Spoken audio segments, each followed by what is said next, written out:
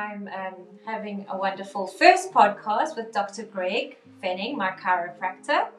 And I'm so grateful to him for being willing to be the first person that I've interviewed. And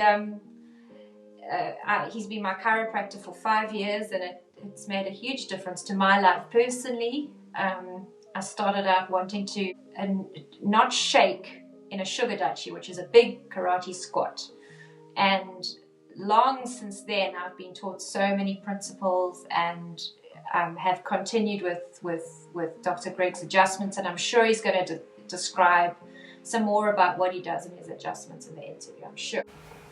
Give a brief overview of how I know you, and the words that came to mind is that you operate by standards of excellence, and a high value for you is commitment. And if you don't mind, I might tell how I'm with the practice of the blue eye or a sprained ankle or a hurt finger, because when you get into those zones where you are there to be committed and excel, and it's kind of in martial arts world, like there is no compromise for you.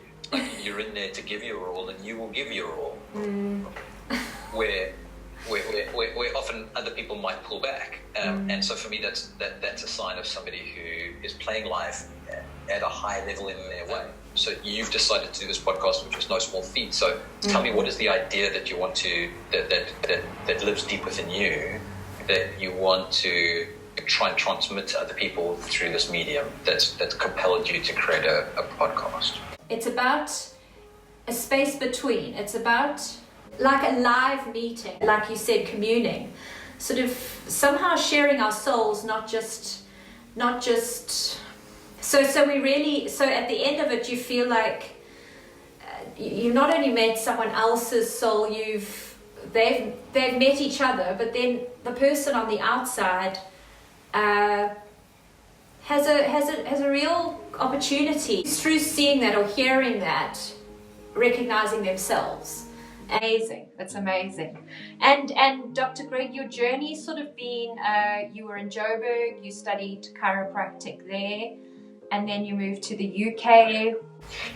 Yeah, so for me it was, I was living in the UK, and there's a whole reason of how that came about as well. That's part of this transformation. But really the real shift happened when I was in the UK. A friend of mine gifted me a ticket to a wellness seminar, but it wasn't just a rah-rah wellness seminar. It was somebody who based all of his things on science, and not just science, but he had really good level, what I'd call principled thinking, first order thinking first, through which he viewed a lot of the science, and that led to really powerful conclusions. And that just... there was something innate, dormant in me that then just ticked on, and it helped to light my fire. And the more I dug into it, the more I found, and it started making sense for where I was feeling empty and for where I was feeling fulfilled, and puzzle pieces that had probably been coming together.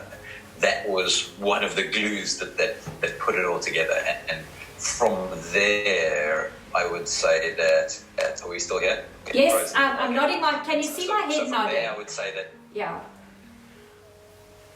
I'm still there. So from that, so that catalyzed for me the idea of finding my life's purpose.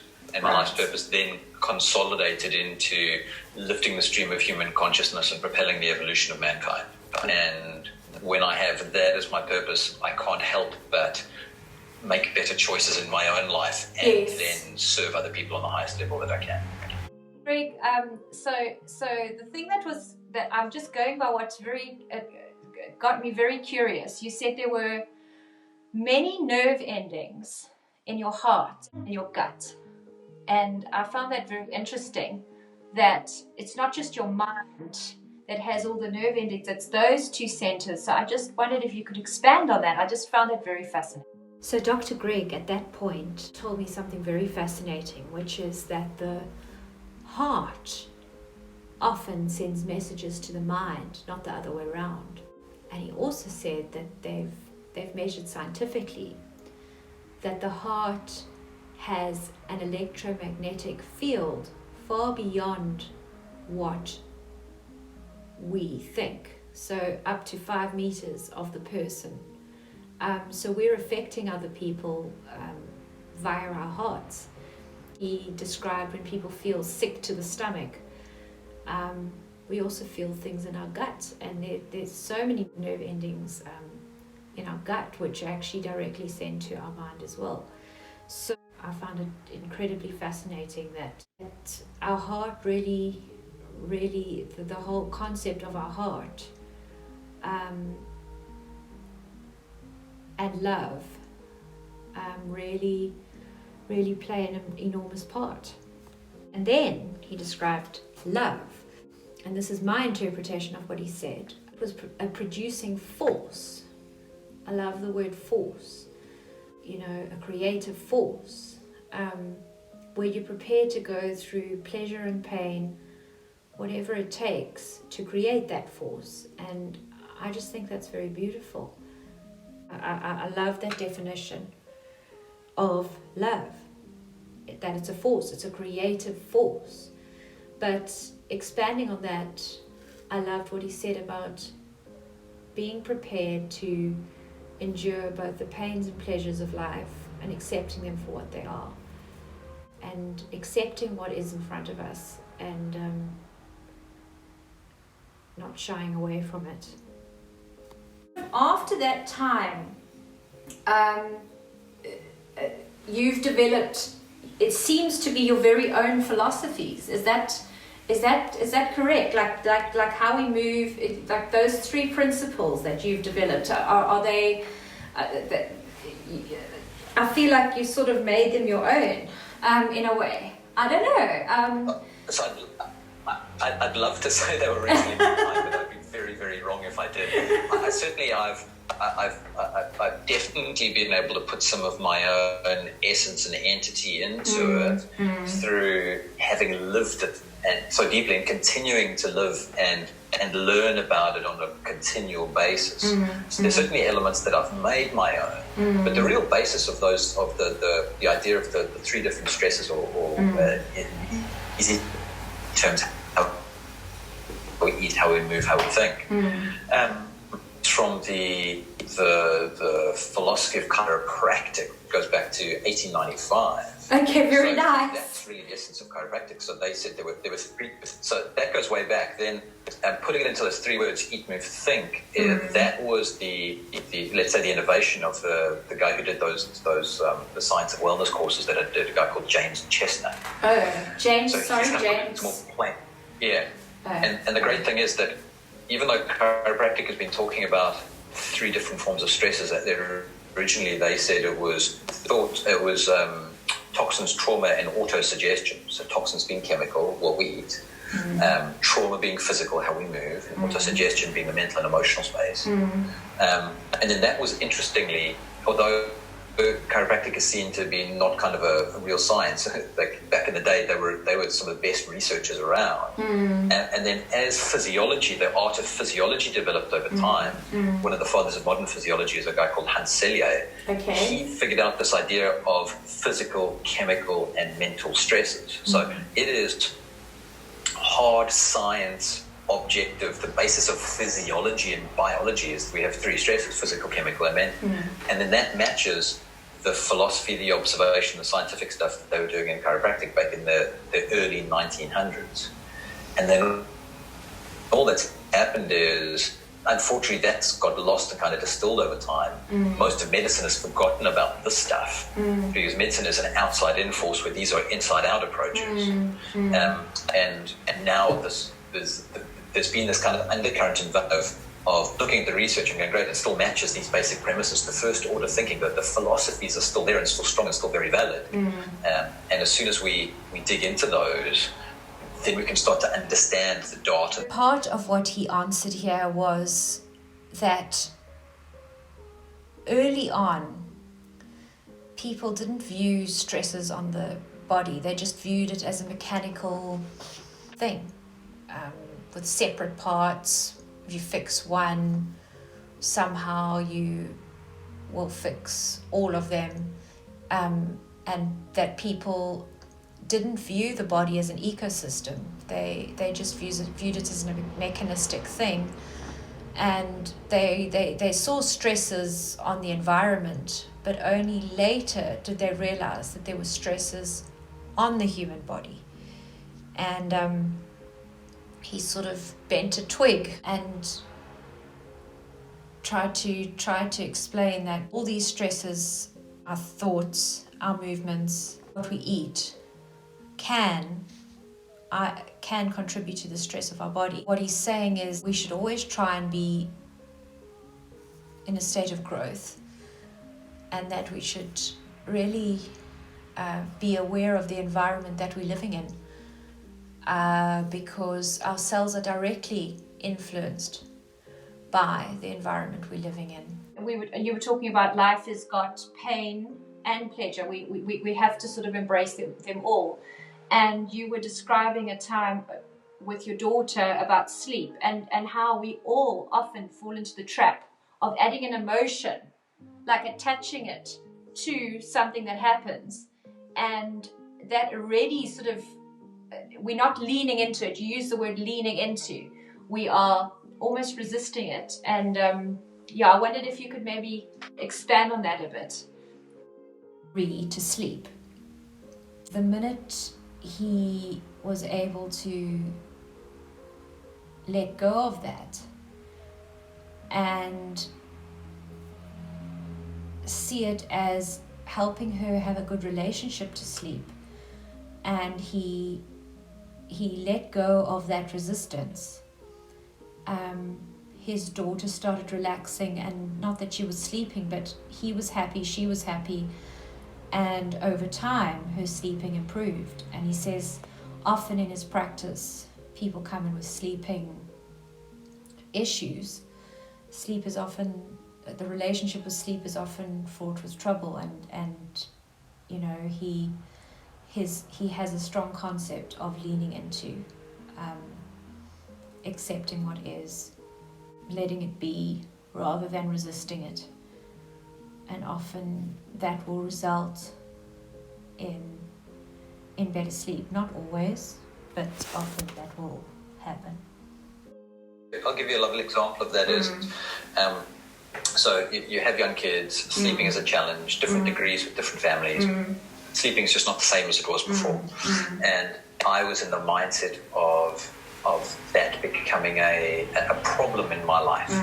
I wasn't getting the sleep, so I wasn't feeling as sharp during the day, and Bria wasn't. Bria, my eldest now, went through a period of very unsettled sleep, and in the traditional sense, what would happen is dad who's working would get sleep, mum who's quote unquote not working would have to parent through the night, but then she'd have to parent through the day as well. And so. And this didn't happen just organically, but there was through some challenges and conversations we had. We made the decision that I would do nighttime parenting. So we of said, like, Amy's doing the daytime parenting, I'll do the nighttime parenting. Okay. And my job wasn't to maximize my sleep and rest. My job, and I got this from a book called The Baby Sleep Book by William and Martha Sears, who are attachment parenting advocates. Oh, wow. And they had a line in their book, and just this one line of the book resonated with me after this decision with Ailey we had, is my job is to help them to have a positive relationship with sleep. Wow. And suddenly, yes, there's one thing, you'll get this, so there's this concept of, we have a thing that might be an uncomfortable stimulus, yeah? Absolutely. That's rehab in life. Now, whether that's a tough conversation, whether that's something you're scared of, whether it's not getting sleep, that's usually not the problem. It's our response to that usually adds on all this emotional energy or energy in motion that then affects us. Yes. So I managed to, in my own way, I wasn't getting the sleep that maybe physiologically I needed, but I then took away that layer of suffering from around that, because that was my role as a dad, which is a deep calling to help my child to have a deep relationship with sleep. And suddenly, on 3-4 hours of sleep, like I'm not, like, I wasn't the sharpest in the world, but I wasn't worried about it. I could function in life, and I wasn't scared of it, I wasn't fearful of it, I wasn't missing it. And don't get me wrong, if it went on for 3-4 nights in a row, I might not be the most happy person in the world, but I certainly wasn't suffering from it anymore. And that suffering then diminished, that choice to suffer that negative stimulus, instead of leaning into it, instead of going, cool, like, can I change it? Actually, the more I try and change it, especially with the child with sleep, the more you try and change it, the worse it gets, generally. It's flowing with the work with families is if they have a crying baby, which they very often do. First of all, like as a chiropractor, we'll do amazing work often, and we'll help bubs to settle amazingly. And sometimes there's other things that are going on that this child is teaching the parent. And so sometimes my job is to make sure the child is safe, gets spinal nervous system working well, reduce any suffering there. But then just a quiet word, a quiet little bit of encouragement, just to help that parent to settle into that space. Then he talked about stories and how, even the story of sleep that he originally told himself and the story of sleep that we originally tell ourselves. And my friend Mike and myself have a laugh about multi-stories. Ultimately, these are stories, and we can change our story. So easy to stay stuck in our story for our whole lives. And we have the capacity to stop and change that story. And it's a marvelous thing. So many of us get stuck. We get stuck in our stories and we repeat the same pattern over and over and over again.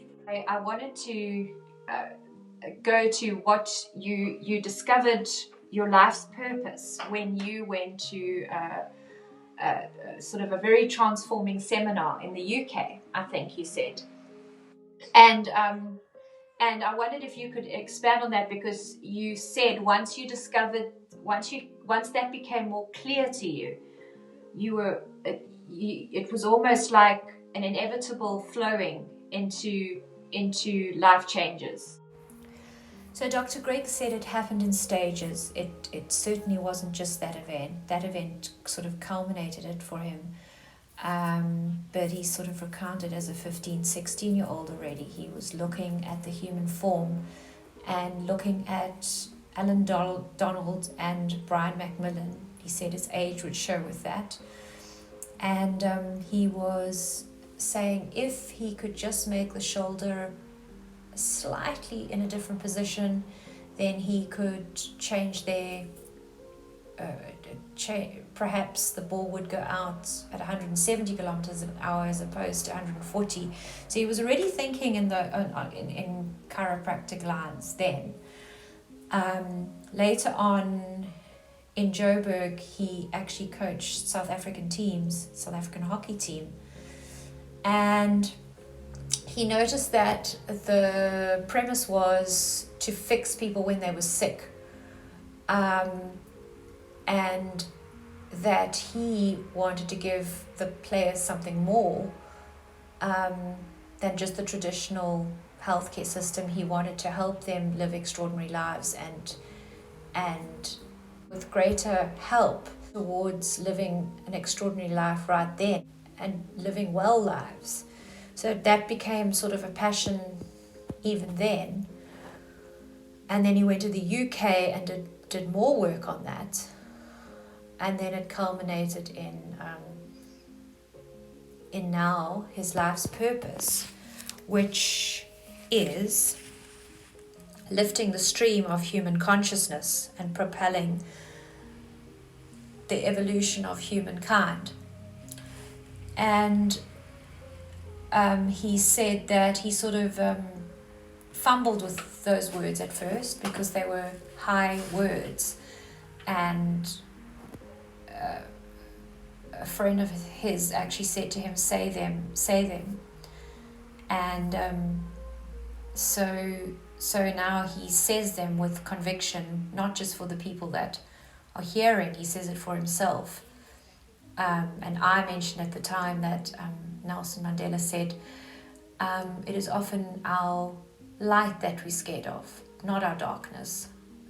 all of us can shine. We're children of God. But we actually sometimes don't think we can or don't want to. Yeah, sure. So that was one of your most profoundest moments of your life, going to that course and or would you say since then? Like if I look on my shelf here, those course notes that I've got at the back there, like that course is one of the ones that set me. Okay. Let's say I was already on that trajectory because it didn't. Yeah. It's not like I got something that I wasn't ready for. Clearly, I was ready for that message at that time. Yes, you have to be prepared. And that was it.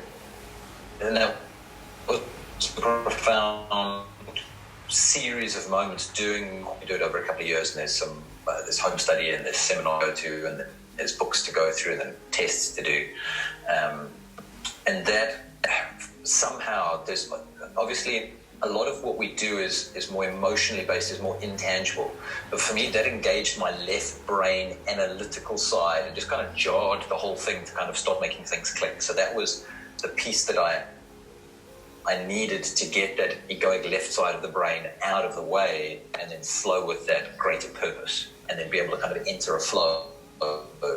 Yes. It sounds... Yes. Reasons not to. Yes. It sounds like you really needed that scientific side to make sense for you. Yeah. Yeah. Because your book is extremely detailed. Sorry? Yes, and I still do. Like, for me, that science is not the be-all and the end-all of a way to live a life, but it is incredibly useful in the pursuit of knowledge. It's an amazingly useful tool in methodology, and it's something that was instilled in me through school and then through Varsity again, was the idea of just critical thinking, of just not accepting everything that comes your way, which means that oftentimes I get in a little bit of trouble amongst my peers because there's certain levels of evidence and science that they operate by. But I question that not because I'm anti-science, but because I question it from first principle. From a philosophical base, I question the use of knowledge, because knowledge is only used in the context of the philosophy in which it comes. And for a lot of people that's a conundrum, because not many people kind of get to first order thinking. And I'm not saying that I do all the time, I'm not perfect with it, but I strive wherever I can to try and get to that first order thinking. Yes. And that principle premise philosophy.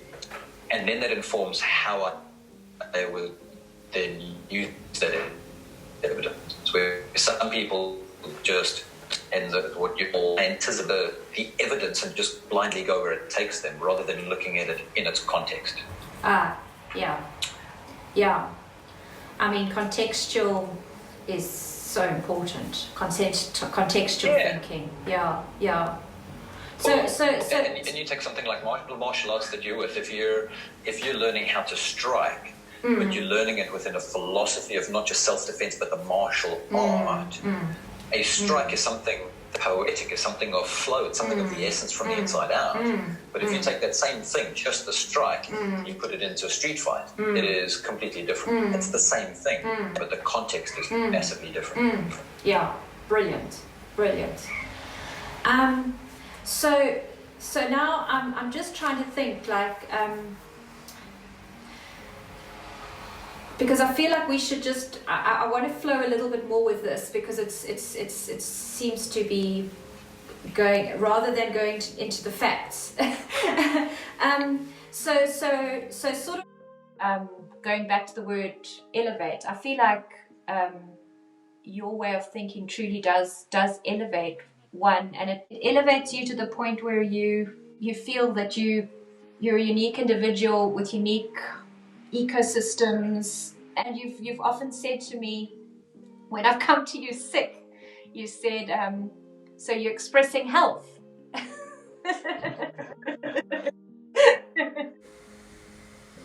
He also spoke about how our healthcare system is more of a sick care system. We spoke about how our body is actually expressing health when we get sick, because our cells are actually reacting to something foreign in our body. They're trying to protect it. When there's mucus, even though it's unpleasant, it serves a function. to work with the bug.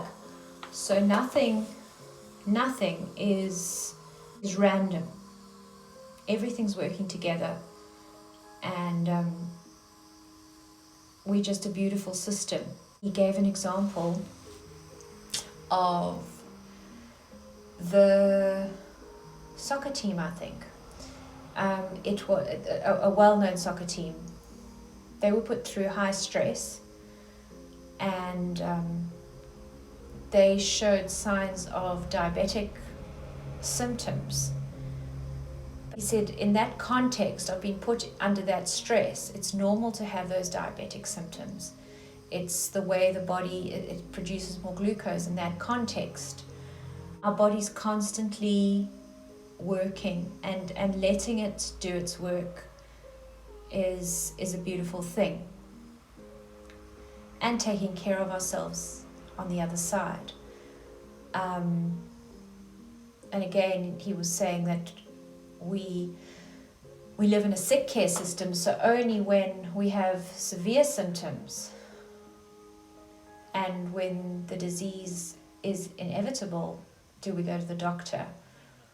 And he's advocating thrive now, live a vital life now. The temptation is to reduce things, to explain them away, and I feel that your thinking is to sort of elevate our thinking. I think when you're operating from such a deep place, it almost does, it has to sort of distill out into the, you as you say, you almost feel you have to make the right choices. I don't know. It's I don't know. I don't know. Yeah, so, and in a really real example, I was a young bachelor living in the UK.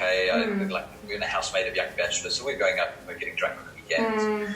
And it just got to the point where it was like, I can't waste another Sunday being on the couch hungover. Yeah. And when I have this deep calling and like there's books I now want to read, there's interviews I want to do, there's stuff I want to study, there's courses I want to do, there's modes of helping people I want to look at. And my purpose behind doing those became higher than my purpose behind going out and getting drunk, which was just to cover over a hole in my soul. Yes. And so then my behavior quite effortlessly shifted. Now, I'm not a saint, and I didn't claim to kind of just go from drunkenness to sobriety straight away. But on the whole, it was far easier for me to make the decision of, like, I can go out and have fun with my mates, but I can call it quits at a certain time so that the next day could be a day that I could really work on my life's purpose, rather than watching sport because I couldn't do anything. And it didn't even have to be that level of hangover, just having that slightly fuzzy head the next day where you're alive and you're there, but you're not quite concentrating. I couldn't really do deep and meaningful work in that headspace. So it was just, cool, like I'm done with that, and I'm making sure that I can do this. And it just felt like such an easy choice. Wow, that's quite amazing. Because I feel like mine was a bit harder than that. Yeah, that's amazing. There were many steps along the way, and in the way that I tend to talk about it when I'm one-on-one with people is in the world of say like Alcoholics Anonymous, they talk about rock bottom, and there's the concept to that I get, but I don't always believe it has to be that. I call it your oh fuck moments. When you have these moments that are so deep and so profound, where your identity shifts, where suddenly you realize that the behavior you're doing doesn't match the identity that you have. And so it becomes an identity, it becomes a philosophical contradiction for you to carry on that way. And then what you find is you either clarify your philosophy and you change, or you'll stay in this contradiction, which is usually a destructive space, until you hit that oh fuck moment. Or it's maybe a series of those moments. It's not always just one. Sorry, you would just at the end you broke up, but I love the word inside out. I mean, I think that's especially at this time, with what's going on outside us, which we can't ignore. If we're able to go inside out, sure. I mean, certainly transforms how we view this virus. And you're actually developing, I saw that you're developing currently a resilience group of podcasts for this time. So maybe, maybe you can just not talk about, I mean, just perhaps, maybe you could just explain that a bit. So the way I would explain it is exactly what you said, is we have at the moment, and the way we've been living life through most of the industrialized world is very much an outside-in mindset. We subjugate our values to a greater authority, whether it's school and then university and then work and society, and those aren't bad or wrong. But if they're put in the context of lacking our own inside out, then we're not connected to ourselves. So when we're not living from inside, breeds three levels of disconnection in life. The first one, the most profound one, is we're disconnected from ourselves, our own innate essence. We look in the mirror and it's like a stranger in the mirror. We avoid eye contact. It's painful to look in the mirror. People ask, like, how successful are you? I'd rather ask the question of, like, how's your soul? You see, this is what I wanted to talk about tomorrow. You know, that's where I want to meet. You know, on that, your soul, That's the first level of disconnection, and then it breeds the second level of disconnection, where if I'm disconnected from self, there's no way I can be truly disconnected to my brother and my sister around me. It's impossible. Around me. Yeah. So it's disconnection from others. Yes. And then if I'm not connected to my community around me, I cannot be connected to the greater environment. And if we look at the violence and neglect we breed on ourselves with drugs and alcohol and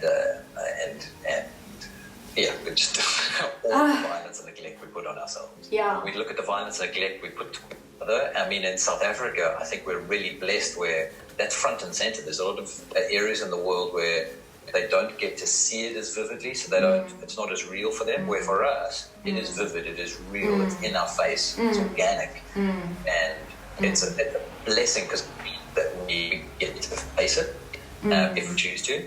And then violence and neglect on the natural world around us, that's kind of self-evident nowadays.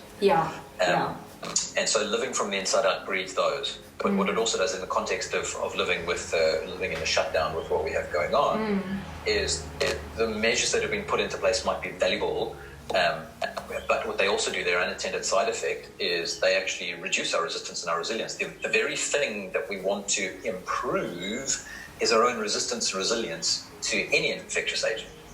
And by making us feel disempowered, by putting us into a vulnerable mindset, we have high levels of stress, which is the single biggest predictive factor about whether you'll get a cold or a flu in the first place. Yes. We do physical and social isolation, and we are social creatures. Social isolation is a major risk factor for all sorts of diseases, and we're actually making ourselves more vulnerable individually. So on a population level, that makes sense, but on an individual, it is absolutely destructive. Now, it is not for our governments and structures to do this. This is our job to do from the inside out. This is where we get to take control. This is our call to action. It is not their responsibility to save us on this individual level. This is our call to save ourselves. We have to be our own saviors. No one's coming to save us. Sure, that was amazing. Yeah, no, I don't know. I'm trying to work out where to go from that. That's brilliant.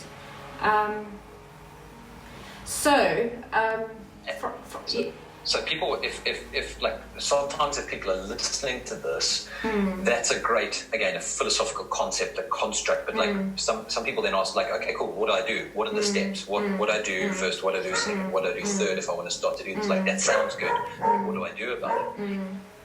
And that's where we then break it up into these constructs of well, great, let's look at ourselves as biological organisms. Let's try and look at what biology tells us about how to breed resistance and resilience. And really, it comes down to our habits, our choice. Every habit, every choice we do determines our destiny. So these are habits and choices in how we're eating. Are we eating the apple? Are we eating the donut? Are we sitting on the couch? Are we going for a walk? Are we meditating or doing gratitude or or having tough conversations with people to kind of clear through old baggage, or are we going to sit and watch Netflix and hide away from that hard stuff, and we'll live in this artificial world where people are pretty and they have exciting lives, and hide away from our own essence and our own brilliance because it's uncomfortable. And really it just starts with those things, and for me the mindset is the thing that allows everything else. So we're calling it the resilience mindset, and I'm going to so again, just going back to moments where this has gone deeper, this calling has gone deeper. Certainly with your wife, it's just fed into a really deep connection, which is you're working at all the time, and it sounds like it's getting deeper. And obviously, it's not without challenges. I'm not saying that, but I gather your children the birth of your children would be a huge transformative. Another one, but is there any other things that just jump to mind that you'd like to share that have also aided and abetted your journey? Well, Sorry, you've gone silent. I'll talk about the whole process of. Can you hear me? I can now. But now I can't. Okay, cool. We're back. Oh, we're back. Yeah. So the whole process of Ailey falling pregnant, going through pregnancy and then childbirth, and we did natural childbirth at home. I say we, Ailey did natural childbirth at home, so played a strong supportive role, and the role in that, but she did it. Yes. That for me was a massive deepening of my understanding of this idea of innate intelligence, of how, so say like a woman's body, it has a natural birthing body to it. And now certainly things can get in the way of that process, and one of those, what we've spoken about over and over again, is fear. So we think about how this outside-in programming comes through. So if I try and put myself into the shoes of my girls, if they watched general kind of TV, then every time there was somebody who was pregnant or giving birth, it would be about pain and like that's the only message they get. Then there's all the bad news stories to be shared around about things that haven't gone well, and there's just this programming going in all the time about fear and pain and not trusting your body and needing outside intervention to save you. And so when we went through that process, and we then had somebody who then showed us and kind of helped me with that left brain stuff again about physiologically, if we have fear, then this happens in a woman's body, this shuts down, this changes, these things work against each other, and this is why we get troublesome childbirths a lot of the time. This is where a lot of them come from. I'm not saying all of them, but a lot of them come from this process of fear as an emotion and the physiological effects of fear, and how that then shuts down a lot of that birthing process in a woman, because that process is a process of growth and repair, not defense and decay. But if we have fear, then we're doing a process of defense, and you can't do defense and growth at the same time. Yes. And then you look at medical interventions that are necessary sometimes, and I'd say for me, my mum and I would have died if we didn't have the chance to do a cesarean section in hospital. Oh, really? Bleeding without knowing it. Yeah. Really? When I was born, and so thank goodness that we had medical intervention to save us. Yes. But so going through this process of birth and kids, we realised that in some places in South Africa we have like a C-section rate, a cesarean section rate of 80%, and it's only supposed to be somewhere between say 10 and 20% is the best estimate. So there's this massive overpowering of a potentially massively transformative experience in a woman's life, and in a father's life as well, is sterilized, medicalized, marginalized. Our power is taken away from us. Once more, we're disempowered. It's the outside in, not the inside out. And this bears out in the UK. The number one cause of maternal death, so this is mums dying within a year of giving birth, the number one cause of death is suicide. So, yeah, in a developed country, at a point in a mother and child's life where we're supposed to be the most connected, also challenged, a challenging period, but we're supposed to sometimes be the most connected we can be. There is so much disconnection going on. Remember we spoke about those 3 layers of disconnection. There's so much of that disconnection going on that the leading cause of maternal death in the UK is suicide. That is so distressing. So that's been a a very powerful part of this journey for me is now having a young family and being steeped in it, and in my practice seeing a lot of families, a lot of pregnant mums, a lot of kids, a lot of babies, and a lot of that has actually been shown to me through the wisdom of Hayley. So and I'll say quite clearly, is my awe of womanhood is just ramped up to such a huge degree after witnessing my wife go through 2 natural childbirths, just seeing her wisdom come through in the choices she makes. And there were so many times I was at sea with these choices, and she was just quite calm, quite certain, even though she didn't have a reason to be certain. She was quite certain about this is the way to go. And as soon as I allowed myself to be open to that, it just felt like the right way to go. And we flowed with that. And then helping mums and dads in practice, babies in the practice, and seeing this journey over and over and over, and being part of this journey thousands and thousands of times now with many different families and my own. But that for me has been a very deep, affirming, inside-out, affirming view on life. We'd call it a vitalistic perspective on life. Vitalistic. I love that word. Your words are, really, have you made a conscious effort to put all these beautiful words in your vocabulary and not, like, because you've got such beautiful words, thrive, vitalistic. Do you make a conscious effort, or, Yeah. I believe that words have power. I mean, when I was in high school, I did dramatics, I did public speaking. Oh, really? Debating. So I've always loved the use of words and how this. Yes. There's this concept that I'm fascinated with. Is I have this abstract thought concept, and I visualize it as like a crystalline concept morphing in my head that is my thought pattern.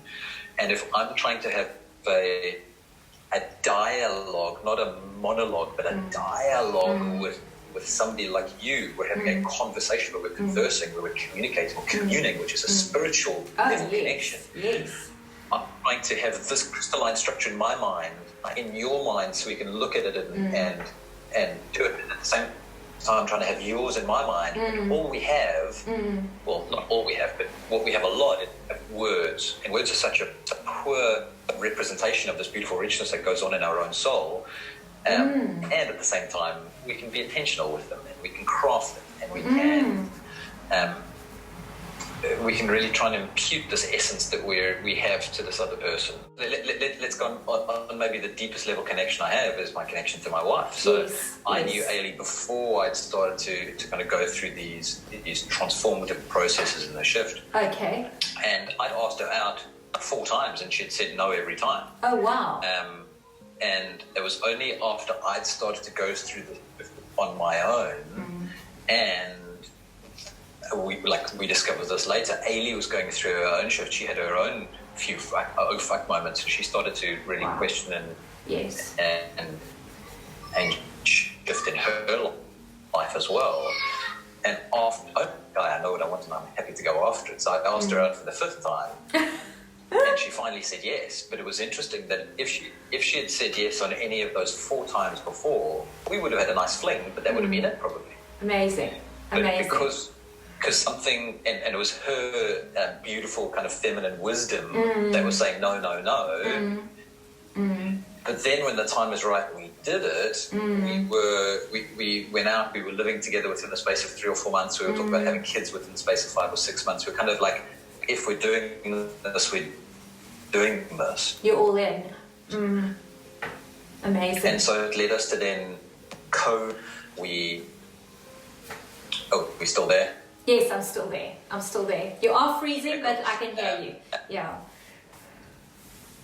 We had a really conscious conversation about having kids, and we kind of had a 2-year plan to get our minds and bodies clarified, purified, ready to be able to kind of have kids, and that included like a physical side, the chemical side, the mental and emotional side, also kind of spiritual side for us as well as like financially and all of those kind of things. But it's interesting how, for a lot of people, the big consideration is kind of the finance around it. For us, that kind of takes care of itself when we've got everything else in gear. Oh, that's so true. So true. Yeah. So that was massively transformative on its own, but it was on this path of transformation that then dovetailed together and came through. It's amazing how exponentially it suddenly starts. like when it's a really true shift, how it just starts. I mean, look at that with your wife. I mean, it's amazing. Yeah. And she's what's wonderful is that you partners. It seems that she mirrors your. Well, she'll never be the same as you, but it sounds like you've got similar values. You know. Our values are very aligned in some ways, and also very complementary in other ways.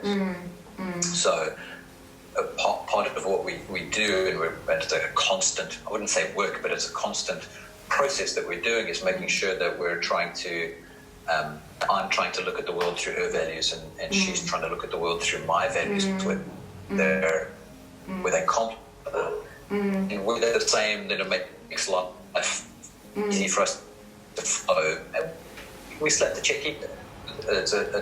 We're trying to be as inter-day basis, just like we do with our girls as well. Yes.